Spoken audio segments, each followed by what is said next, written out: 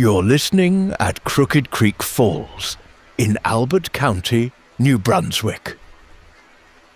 Everything you hear around my voice was recorded there, beside the water, just as it fell. There is nothing you need to do now. The creek will carry this hour. Come in, drifters. The door is open. This is the hut by the creek. The lamp is turned low, and there's a chair here with your name on it, close to the window, where the water is loudest. I keep the fire small on purpose. Big fires talk over the creek, and the creek tells it better. You made it through another day. That's enough. That was always going to be enough. Settle in however you like.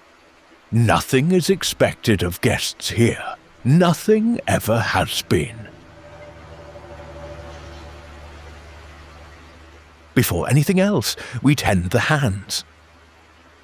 All day they gripped things, tools and handles and phones and heavier things with no shape at all.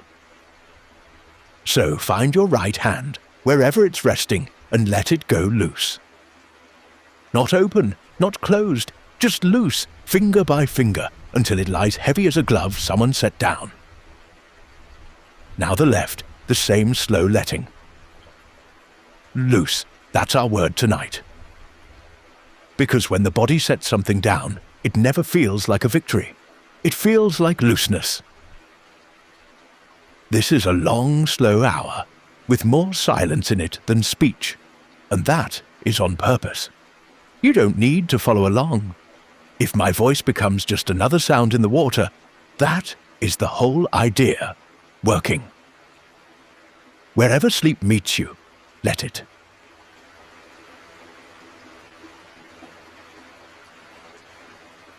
Almost 2,000 years ago, there was a teacher named Epictetus.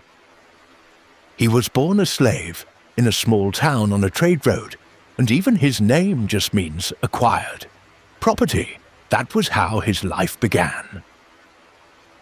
He walked with a lame leg all his days. He owned almost nothing. For a long time, his one possession of any value was an iron lamp. And when a thief took the lamp in the night, he shrugged and bought a clay one. He said the thief paid too much for it. A lamp in exchange for being a thief. He was freed eventually. He taught in a plain rented room. And he was, by every account we have, one of the calmest men who ever lived. His students wrote down what he said, and the little handbook they made begins with a single sentence.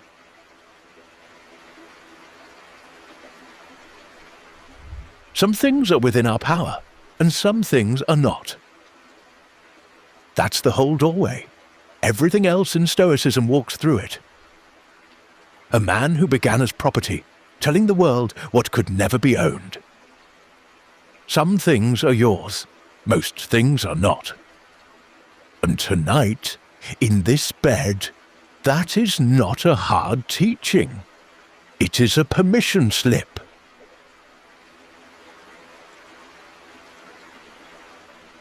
What is yours is a short list. Your judgments, what you decide things mean. Your choices, what you reach for and what you let pass. Your response, how you meet what comes. That's the list. It fits in one loose hand. And notice something about it. Everything on that list is already here. Everything you truly own came to bed with you. It is lying down right now inside you in the dark. Nothing that is really yours is out there somewhere, needing to be checked on. You are not away from any of it. You never can be. There is one more line near the start of that handbook, and it is the quietest hinge in all of Stoicism. Epictetus said we are not disturbed by things. We are disturbed by our judgments about things. The thing itself just sits there. A word someone said, a bill on the table, a door that closed. None of it has any weight until we decide what it means. And the deciding is on the short list. The deciding is yours. Which means the heaviness you're carrying tonight was never really in the thing. It was in the grip. And a grip can loosen. Nothing out there has to change for you to rest. Only the hold.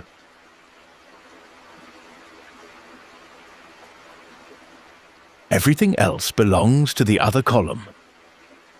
The weather, the past, other people, what they do, what they say, what they think of you. The body and its aches, the price of things, the timing of things. The news of the world, all of it, every mile of it. Tomorrow. All of that outside your hands, not because you're weak, because that was never where your hands could reach. No one's hands reach there. Not the emperor's, not the strongest man you know. It is not a shortcoming, it is the terrain.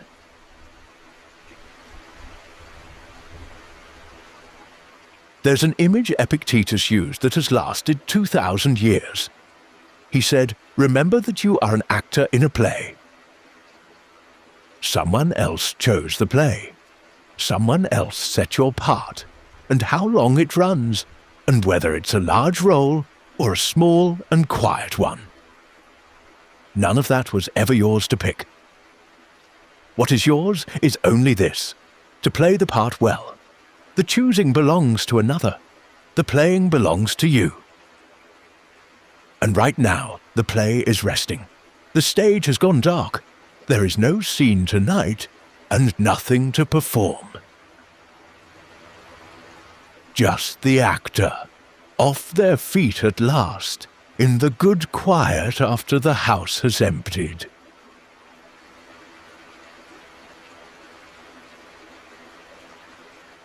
And there's a line of his that people carry like a stone in the pocket, smooth from all the handling. Don't ask for the world to go the way you want. Wish, instead, for it to go the way it goes, and your life will run smooth. It sounds like surrender. It isn't, it's aim. You point yourself where you can, and then you stop fighting the current of a river that was always going to reach the bay, with or without your blessing. Tonight, especially, nothing needs your permission to be what it is. The day was what it was. Wish it so. And feel how much lighter the wishing is than the fighting.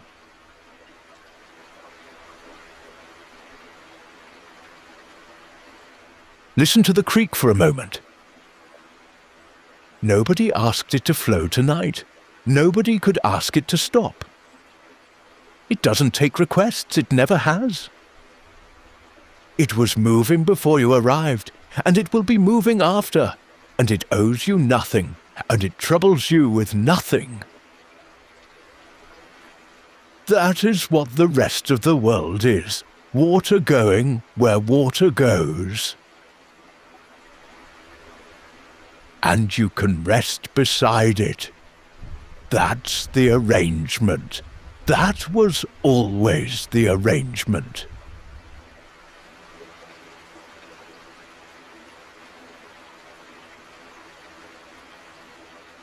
I'll tell you something that happened to me beside this water. One afternoon I sat down at the end of the creek, below the falls, and I watched the water weave between the rocks. Weaving and weaving, never taking the same path twice. And I thought, I am like that, woven. I didn't choose my life. I didn't choose the years that shaped me, or the country I woke up in, or the thoughts that come when they come. Even this thought, arriving on its own, unasked, like water finding a gap. Almost nothing about me was ever up to me. And then the second thought came, right behind it. the one that mattered. And yet, I like being me. Drifters, nobody chooses themselves, not one of us ever has. You didn't build the self you're lying in tonight, but you get to live in it. And you can like being you without ever having chosen it, the way you can love this creek without having carved it. That is not control. It is something gentler. It is being at home.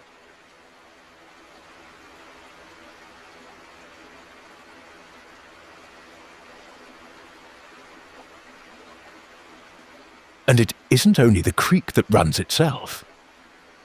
Right now, out in the dark, the tide is rising somewhere along the bay, and no one is supervising it. The spruce are holding the wind. The stars are keeping their old positions without consulting anyone. The world has the night shift tonight, not you. It will hold everything up while you're gone. It has never once dropped the morning.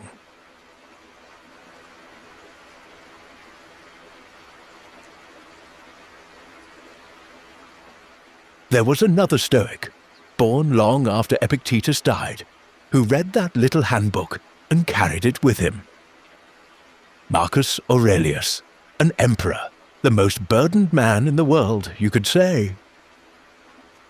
At night, by lamplight, in an army camp far from home, he wrote small notes to himself that are never meant for anyone else. We have them anyway. In one of them he wrote, in words I've made just a little more modern, "Men seek retreats for themselves, houses in the country, seashores, mountains. But it is in your power, whenever you choose, to retire into yourself. The quietest room there is the one you are already in. A hut by a creek that you carry everywhere and never have to travel to."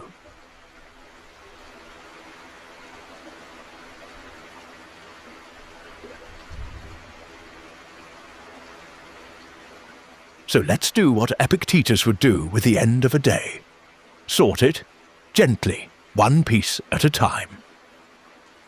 Whatever you brought to bed tonight, hold it up and ask the only question he ever really asked. Is this mine? And you'll know the ones that aren't. The body tells you before the mind does. Something tightens when you grip what was never yours. A kind of dizziness, like standing up too fast. And when you set one down, there it is again, the looseness. The hands remember how. The conversation that didn't go the way you wanted. Someone else's words, someone else's mood, someone else's silence. Not yours. It never was. Set it down.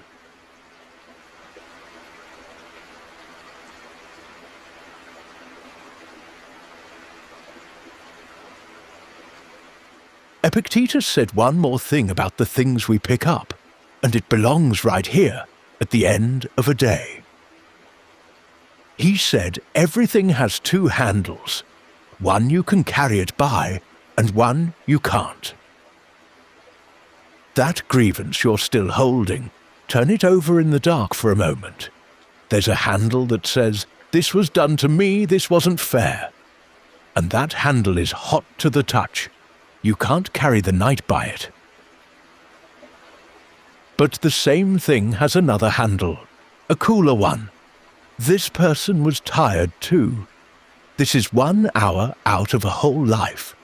This will look smaller in the morning, the way nearly everything does. Same weight, different handle. You don't have to drop what happened. Just take it by the side that lets you carry it down into sleep.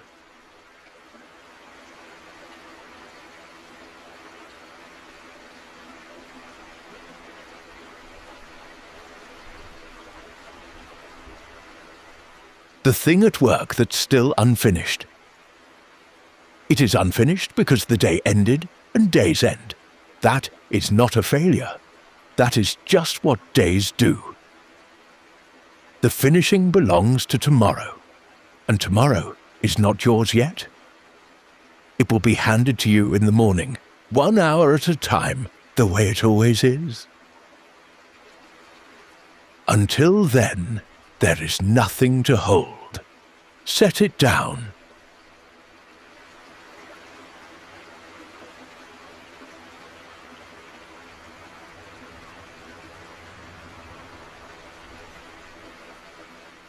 The worry about money, about health, about time.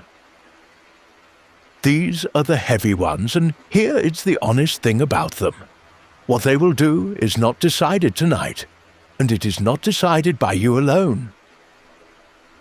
Worrying at midnight has never moved a single number, healed a single ache, or slowed a single clock. What is yours is how you'll meet them in the morning. Your judgment, your choices, your response, the short list. And the morning is not here. Set them down.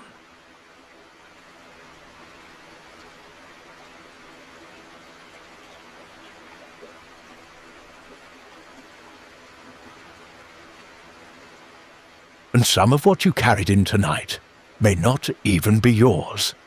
It belongs to other people. The lives that moved past you today, the ones who seem further along, more settled, more sure of the road, the quiet arithmetic of where you are, measured against where they are. But you were never handed their column to balance, only ever your own. And you can't see their 3 in the morning. Everyone has one. Every lit window you envied has a dark hour inside it that you will never be shown. Their road again, not yours to walk, not yours to measure. Set the comparing down. Of everything you brought to bed, it is the heaviest, and it was never even yours to hold.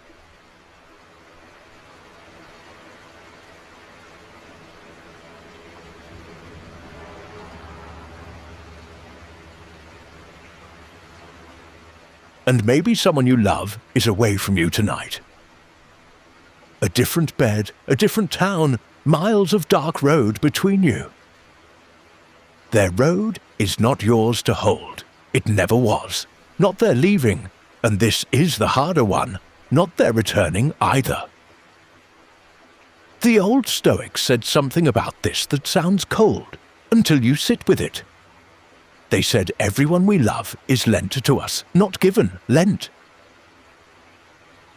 And a lent thing is a precious thing. You don't grip a lent thing. You hold it gently, and you're glad the whole time it's in your hands. So hold them gently, from here, without holding their road.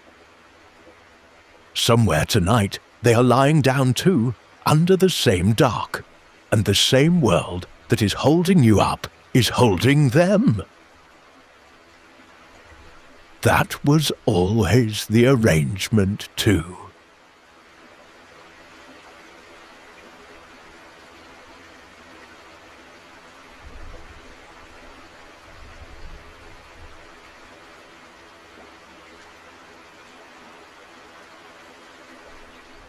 Marcus wrote a line by lamplight that could have been written beside this creek. He said time is a river of passing things, a strong current. The moment you see something, it's already carried off, and the next thing is already arriving, and it too will pass. Everything you did today has already gone downstream. Everything you'll do tomorrow hasn't reached you yet. There is only this narrow place where the water is passing now, and this place asks nothing of you but to be in it. Let the day float off. It was already leaving while it happened.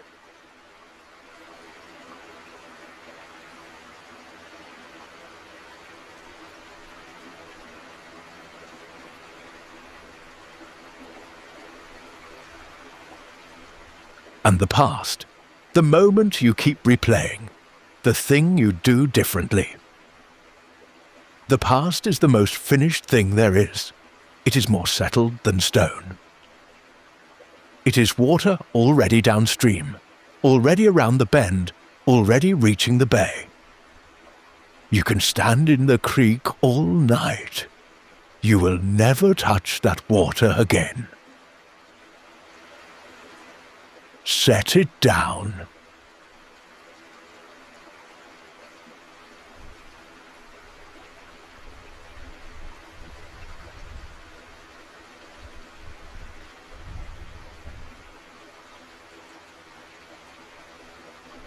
Seneca, the third of the old Stoics we still read, had a habit at this exact hour. When the lamp was carried out and the house grew quiet, he would go back over his day. He said, "I scan the whole of my day. What did I do well? Where did I fall short?" And then, and this is the part people forget, he forgave himself and went to sleep. He said his sleep after that was deep and free. You don't need to scan anything tonight. The sorting is already done. But if you'd like one sentence to end the ledger, let it be his kind of sentence. I did what I could today, and that was enough.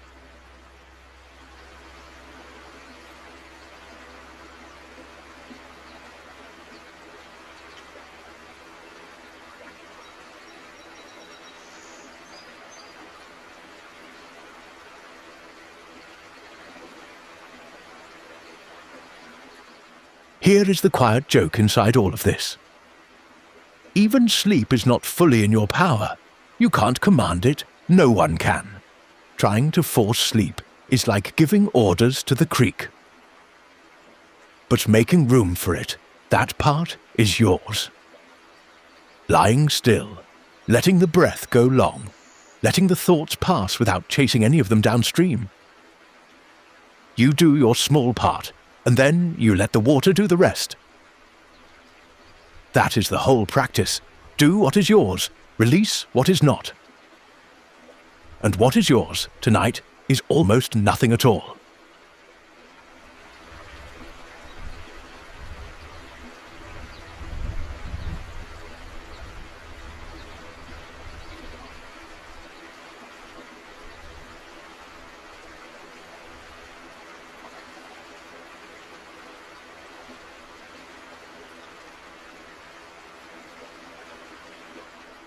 Let's come back to the body, the way we started. Your jaw.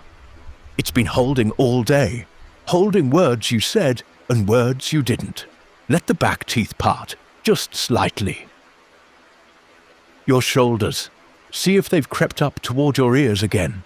Let them slide back down where they belong. Your chest softening a little more on every breath out. All the way down to your feet, heavy now, pointing nowhere, going nowhere. Nothing in the body has to work tonight. It knows how to keep you without any help from you. It always has.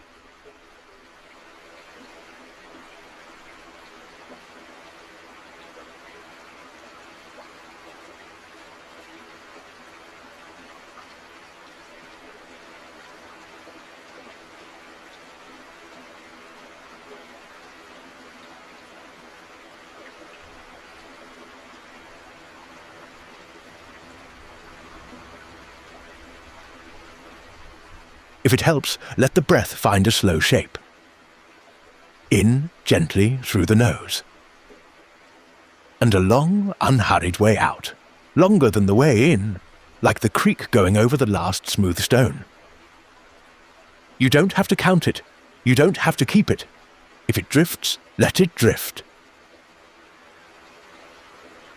The breath, like the creek, does not need you watching it to keep going.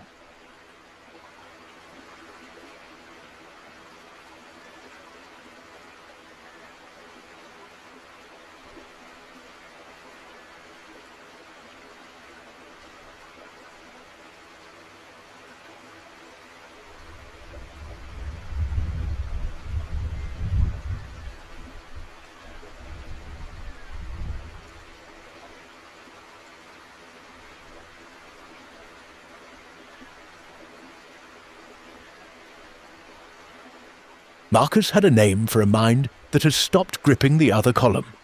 He called it a citadel, a walled quiet, high ground that nothing outside can enter without permission. Tonight, there is nothing left to guard. The gates can close. The watchman is off duty. Everything inside the walls is already safe, because everything inside the walls is the only thing that was ever really yours.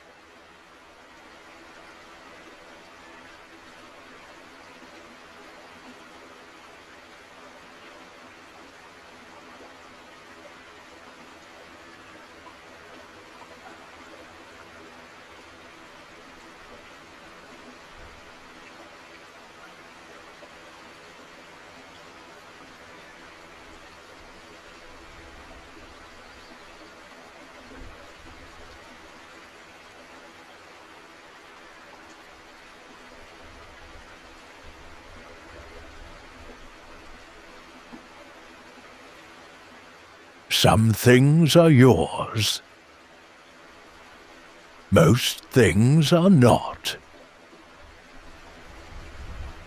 The creek is not yours. It flows anyway. Let it.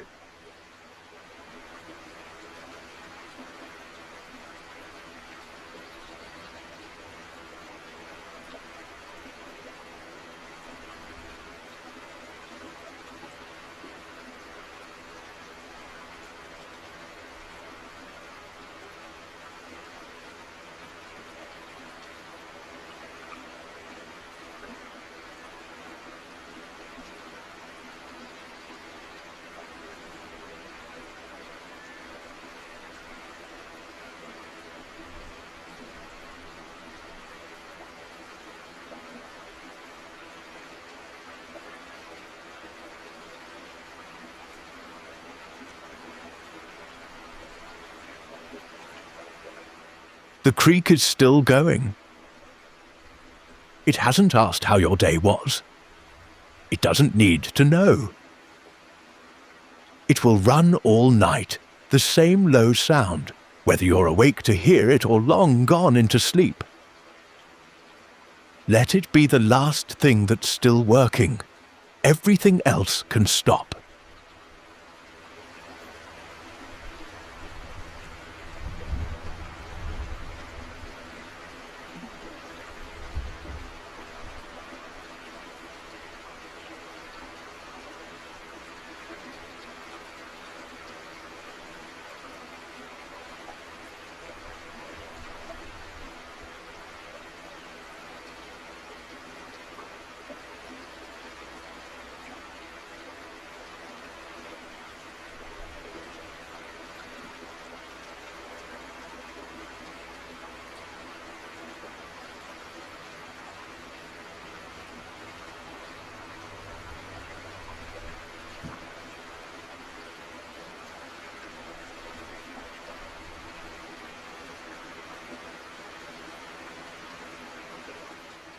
What you set down tonight will keep until morning. Things worth keeping usually do. And things not worth keeping, the water takes.